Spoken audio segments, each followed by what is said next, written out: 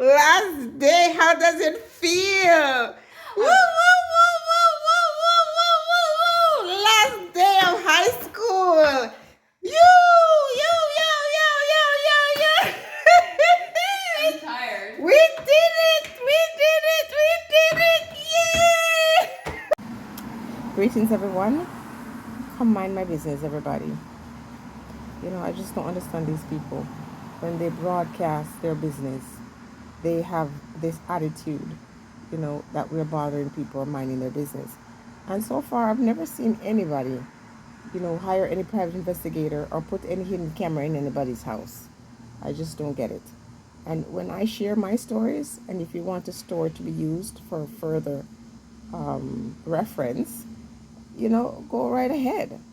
Okay, so in today's video, I'm just sitting here, guys, on my porch and just, admiring God's creation.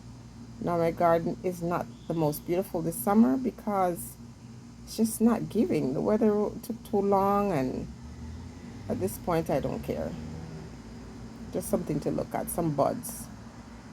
But what I want to talk about in this video is my daughter's graduation coming up on Thursday. And let me tell you, this is not just about her graduation, guys. I'm sure I'm not going to be able to hold back the tears because when I gave birth to her, I literally gave birth to my grandchild. I was old enough to be a grandmother because there are a lot of 40-year-old grandmothers. And I literally started over, and the worst thing is after I gave birth to her, I had what was called a separated symphysis pubis, where the pubic bone was separated and I couldn't walk. I literally had to use a walker, even in a wheelchair for a short time.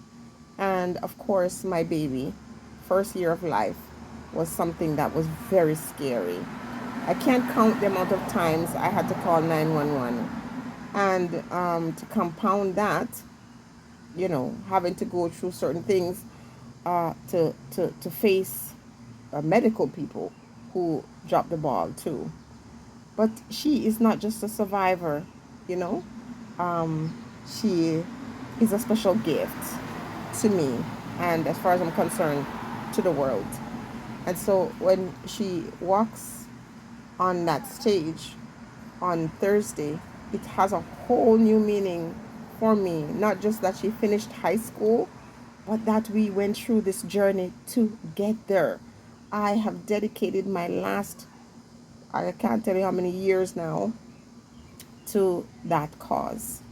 And there were times when I felt like a bit resentful in the sense that although it was my choice to do that, but at the same time I felt like I was missing out sometimes because the old version of me as a single parent with two children went to university and completed 3 degrees.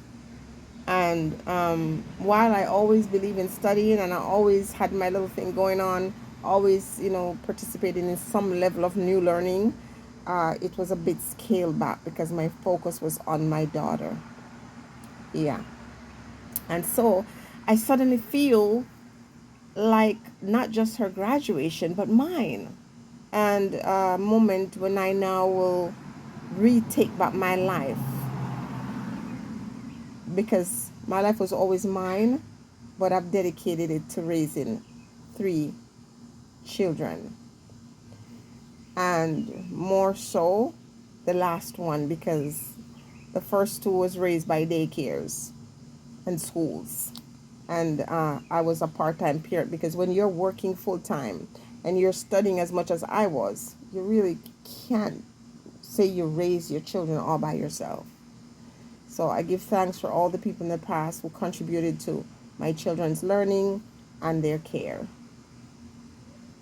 And now, for the first time, I finally feel free to pursue things that I have wanted to pursue in a long time. And I'm not sure what it's going to look like, but I'm looking forward to that next chapter of my life. I often joke with my daughter, my last child, that I could be her grandmother. And I wouldn't change it for anything in the world. because it makes me who I am. And I'm glad that I gave her the opportunity to come down to this new place and to discover all that life has to offer.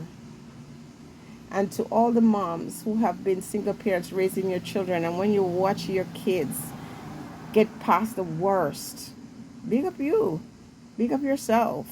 Blessings to you and yours. And I hope and pray that your children are grateful, but if they are not, still be grateful, still be thankful for the fact that you did the best that you could. Okay? And claim back your life. In my last video, I talked about our relationship with men as black women, and how when black men are successful, how they choose their partner, vice versa. Black women, how we go about choosing our partners. And I'm going to say to you that instead of you spending your time trying to raise men, raise your children, do the best you can.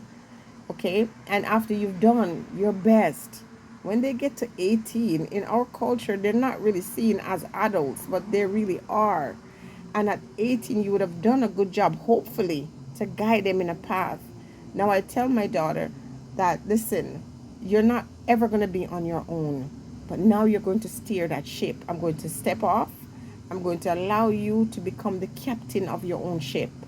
And I have plans to audit her class, maybe her most interesting class, and maybe I'll videotape that. I'm looking forward to going to class with her one day and participating in something like that. But I also have plans of my own to pursue other things. If I had a dime for every time someone said to me, "You're a lawyer," trust me, I'd be a very wealthy woman. But not just what other people tell me, but the experiences I've had in fighting my own battles, legal battles, that is. And it's the strangest thing. My guiding angel has to be, a judge in the spiritual space, because I cannot believe how these things find me, and I get so tired of it. But I'm just not the type of person to allow persons or individuals to take disadvantage of me. And so I will resist, I will fight back. I will say to anybody, I don't have time to argue with you. I don't argue with people. Listen, if you mess with me, I'm going to deal with you in the court of law. And I'm not backing up down. It doesn't matter who you are. You could be, just imagine the person who is seen as the most powerful. I will not back down. That's just not in my DNA. And so, as she is pursuing area that I am very interested in, I might just very well be right beside her as a student. Having said all of this, I want to say that it's moving me to tears to say that sometimes we make decisions, and it's not always the best decisions, really, but sometimes in the long run, if you're obedient and if you are a strong person, you're going to see it through. It would not be my child's fault to enter into this world, whether it was the best decision I made for myself or not. She came, and it was my responsibility to make sure that she was okay. She is okay. All right? So, if you're an older mom, or if you've had your children at older age, and people look at you like, what are you doing? How insane are you to do a thing like this? Once the child is conceived, it becomes your responsibility, and you have to set aside your regrets or whatever it is that you're coping or feeling, and do what you have to do.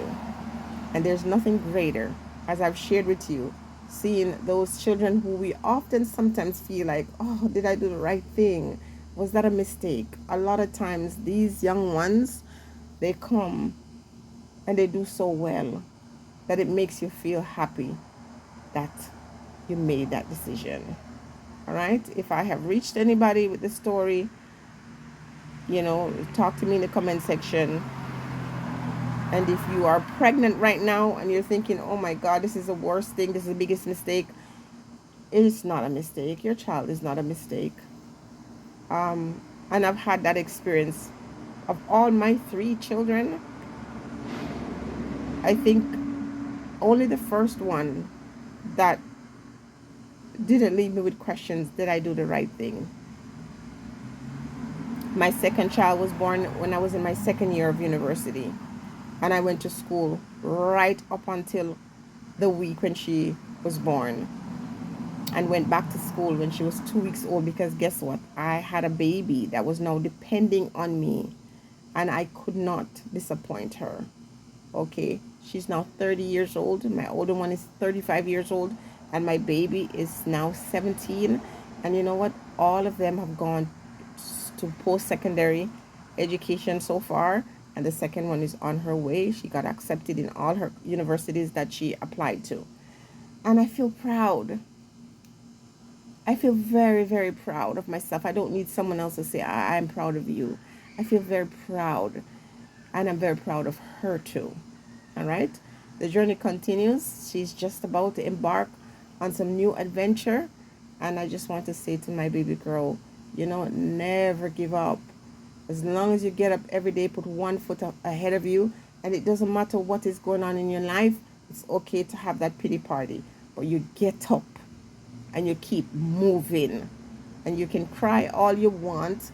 And, you can feel some type of way. But at the end of the day, you got to get it together. So, for everybody listening to this video, regardless of what you're going through, get it together. And if you, before you make a mistake and or do something and regret it later on, think about it first. Question this: if this happens, if I make this decision right now, how will it impact me? Children are not something for us to toy with.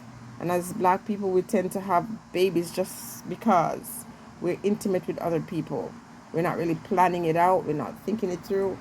And when it comes, they feel like a burden. That's not fair to them. Okay?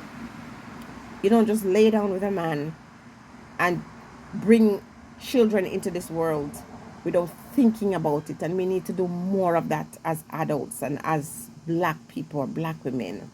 We shouldn't just get babies because we were seeking pleasure. No. Or because we're looking for love. That is not enough reason to have kids.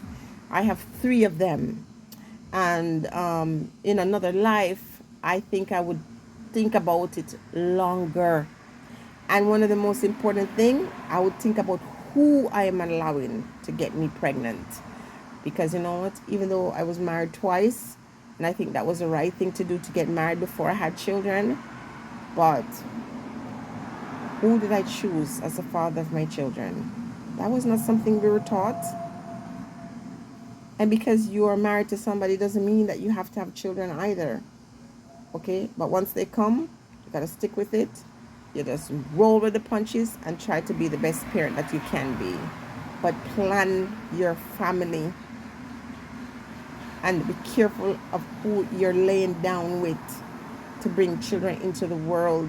Too many black women are raising children on their own. Too many kids are going without a father, even though they're still alive.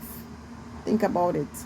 And remember, the energy that 2 persons bring together to form a life, sometimes after that relationship is over, you still have to deal with that energy because it is in the child. Anyway, guys, stay blessed.